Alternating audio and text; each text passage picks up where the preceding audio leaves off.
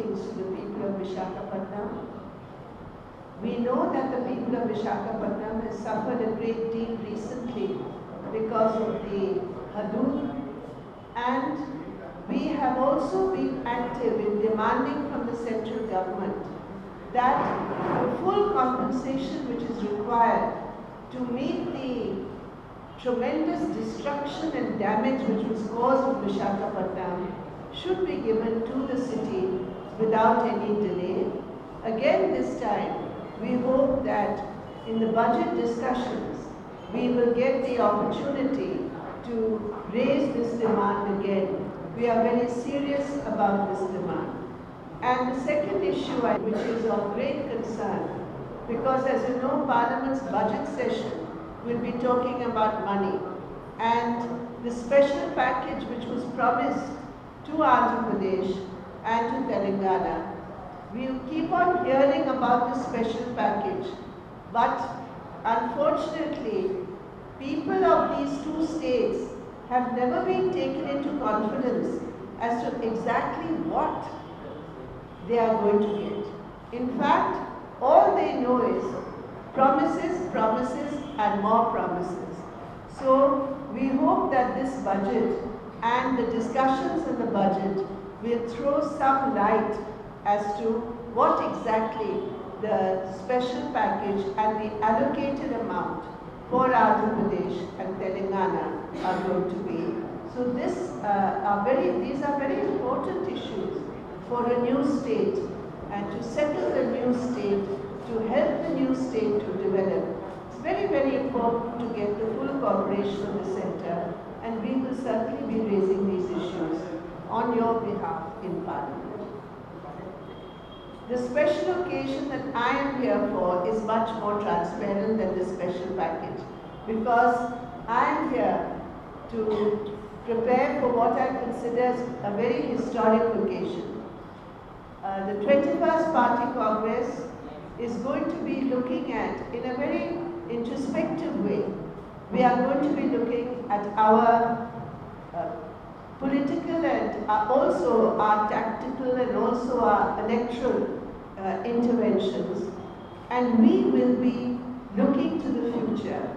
We know there are problems, we identify problems, but the issue really is how to resolve those problems. And that, I think, is going to be a very important part of our discussions in our party congress, because we believe that the left has a vision for India. We believe that the left has a specific framework of development which is quite contrary to the so-called development paradigm which is being promoted by those who have been in power in Delhi. It is a matter, I think, it should be a matter of some interest as to how is it that from the 1990s till the present, although different parties have been in power, the fundamental thrust of what is called development has been the same, which has actually resulted in the underdevelopment of the vast mass of our country, including specifically the issue of jobs, of employment for our youth. So what I say is, although we talk about the demographic dividend, although we talk about the strength of our youth, unfortunately, we have been absolutely, as a nation, as a country, we have failed the young people of India. And this development, therefore, has to be challenged. And I believe it is the left, because we do not have only a negative or a critical approach. We have a very positive agenda as to how the country's resources should be properly utilized. And it is those that we will be discussing in Visakhapatnam Party Congress, and we hope to come out with a proper charter and blueprint as to what the left means and what our vision is to take India forward. And we also hope that through this Party Congress, we will find new allies, not in a political party sense. We are not looking at the present Indian situation through 1+1+1 as far as political parties go. We are looking at it through social alliances. And therefore, our main emphasis will be to build up left unity and to bring along with us wider democratic forces who have high stakes in changing and challenging the present development paradigm, which goes in the name of development in India. And I'm sure that it will be a very successful effort. You know that the democracy within the CPIM has been in action since last September, when over 1 million party members have had the opportunity to come to our rallies, to come to all the open sessions. We are going to have many seminars, we are going to have many cultural programs, and I'm sure the reception committee will invite you formally, but may I also add my personal invitation to all of you. Thank you very much. I'm ready to take whatever question. To have to fight an election in which your every seat becomes a center of violent attack, when your every cadre and your every booth committee member becomes a target of attack, where your opponent gives an open call that women of the CPIM will be raped if they work for the CPIM, and threats at every level, certainly I believe the subversion of democracy in West Bengal, which had targeted the CPIM primarily, has now reached epidemic proportions of an assault on democracy in which ordinary citizens are also impacted. So, whereas I do not at all hold responsible only this aspect of the situation in West Bengal, and our own party in West Bengal and at the center has taken responsibility for the situation that has led to the reduction of our seats from West Bengal, but I would urge you to see that a very critical factor has been the violence unleashed, unprecedented, and also the all-in unity which was there from extreme right to extreme left against the left-run government. Our own mistakes, our own shortcomings, our own weaknesses have been identified and action taken to overcome it, and we see how day after day people's support in West Bengal for the left front and for the CPIM is reflected in the increasing mobilizations we have. As far as our interventions in the student is concerned, I think the SFI has done very well in many universities. We have just won your Central University in Hyderabad. We have done very well in Rajasthan. We have done very well in Himachal Pradesh. We had gone down in JNU, but again, the SFI is doing very well in JNU. The CPM platform is not the platform for me to give you all the details of the SFI, but I can tell you that it is the strongest message the people of Delhi have sent is to Narendra Modi, his party and his government. At the same time, there are many factors which are very specific to the Delhi situation, and the Delhi voter has sent a very strong message, and both the Aam Aadmi Party, who has played an extremely important role in taking that struggle forward, and now that they have got the unambiguous mandate for Delhi, I wish them, and my party wishes them, all the very best to implement Aam Aadmi policies in contrast to what Modi is doing.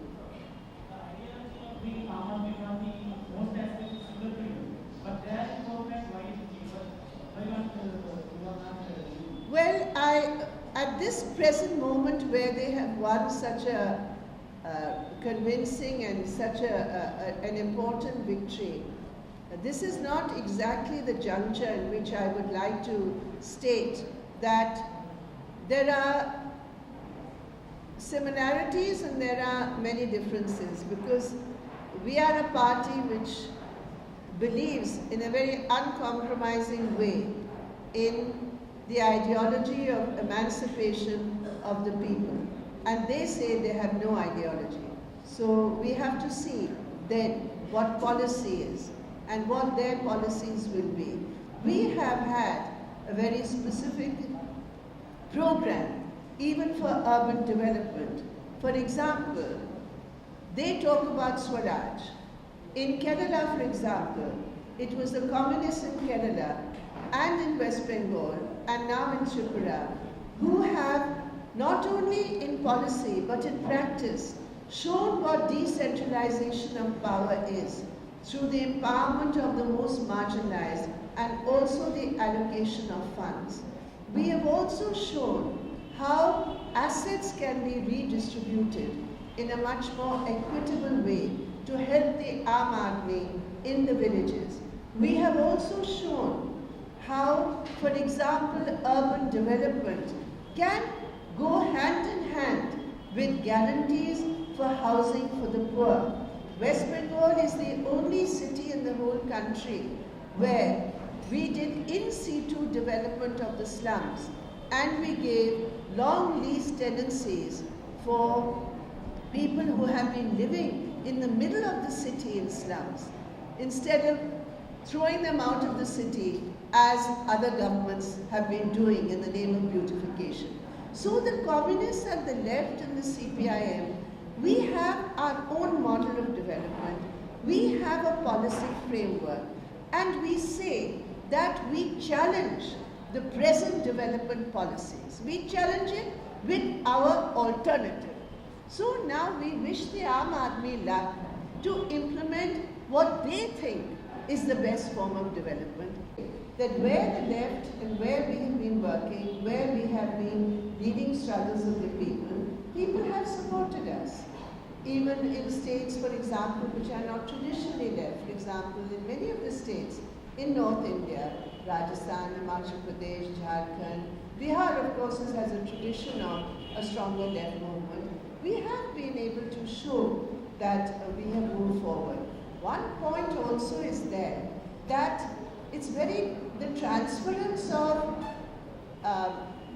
support to votes, to electoral politics.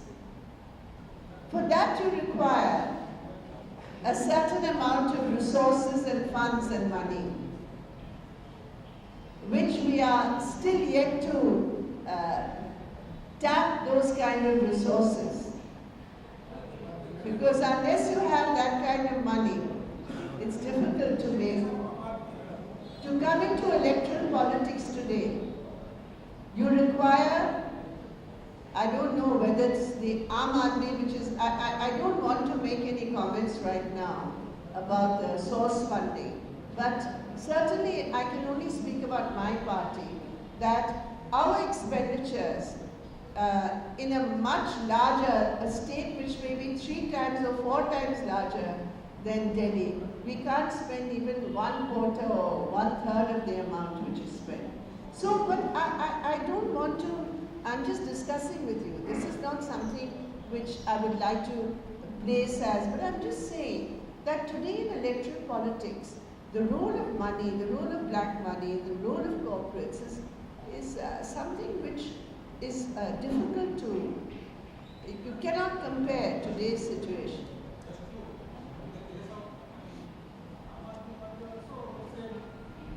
I told you it's very dissimilar, and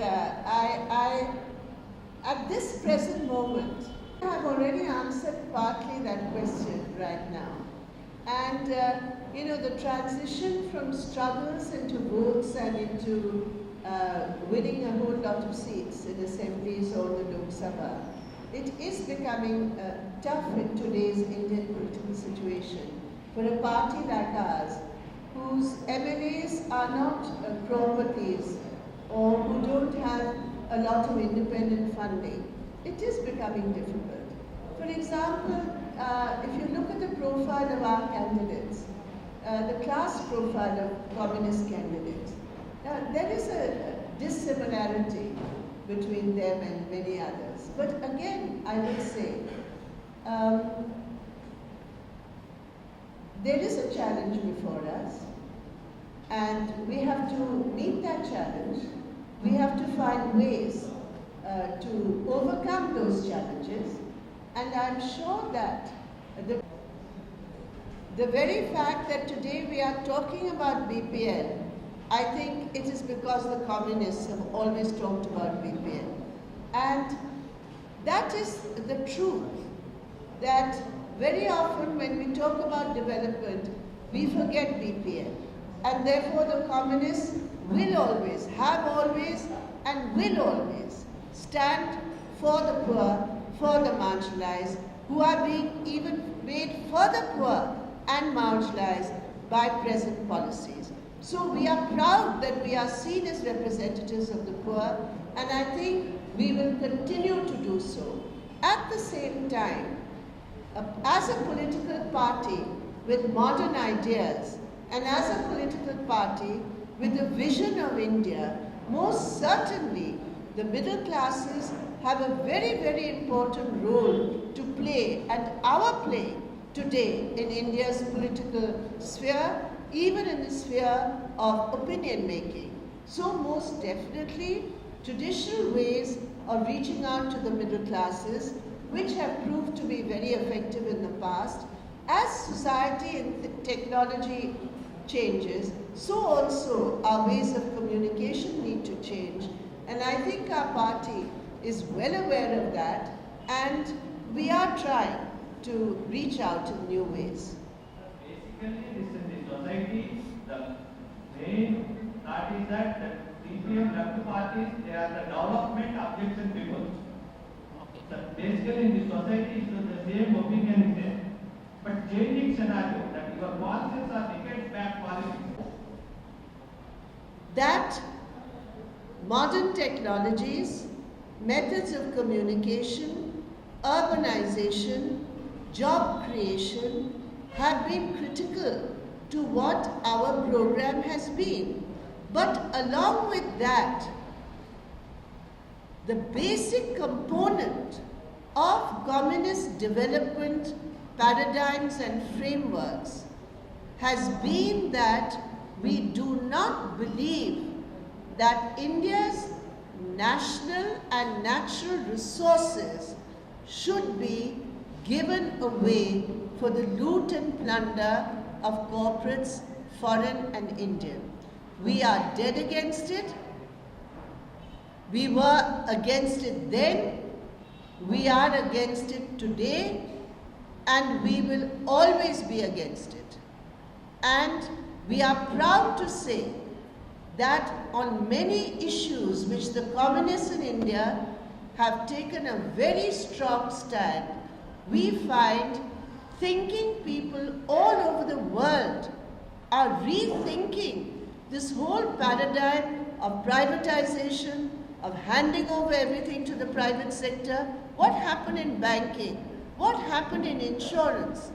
What happened for the financial crisis which devastated the whole world? It was the communists in India which prevented that fate befalling India from 2005 to 2009 precisely because of our policies. So our policies are modern, but our policies are pro-India. That is the difference. Now you have a nuclear liability bill. We fought in Parliament. Are Indian lives of no value? So you're going to get a nuclear plant here, somewhere here. Kovada. Yeah. So you bring a plant from America, and the Americans have no responsibility. In America, that same company, if it sells a nuclear plant which is put in America, it has to bear the responsibility if anything goes wrong. That same company, if it sells a nuclear plant to India, then it will have no responsibility if something goes wrong. And the Modi government is prepared to spend 1,500 crore rupees for each such liability which is there to bail out the government, to bail out the American companies. Now, I think that is something against India's interests. You may think this is old policy. Well, if it's old, it's old. But what is new about allowing India to be looted? That is also old. So I don't go for this old new issue. What is right for India? That is what I am looking at.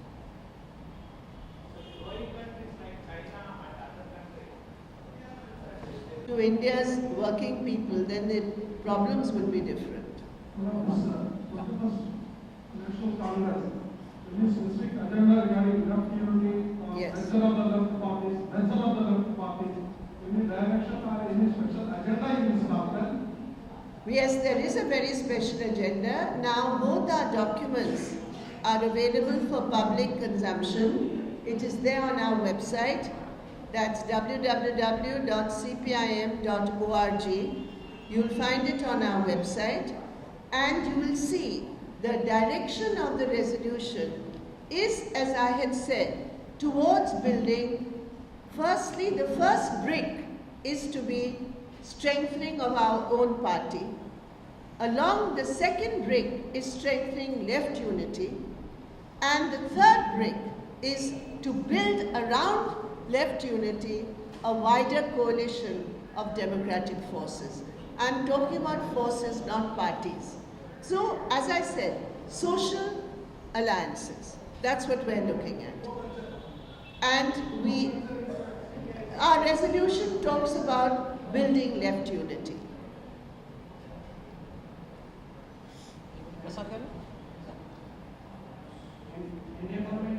Well, we believe that this Make in India slogan, how can you make in India if those whose hands are going to make in India are cut because they don't have minimum rights of minimum wage? And therefore, you cannot sell India using India's cheap labor. As it is, out of the latest annual survey of industry shows that the proportion of the cost on labor has gone down by around 20%, from around 30-32% in the 1990s to less than 10%, 9 to 10% in 2013-14. So already you have made India's wages and India's labor cheap. And now you want to sell India to the rest of the world using India's cheap, unprotected labor.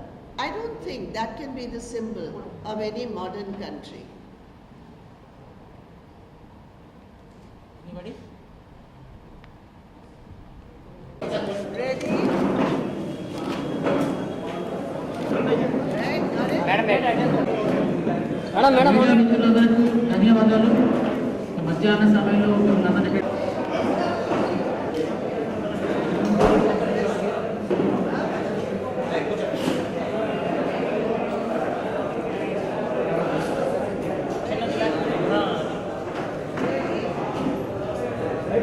Ready?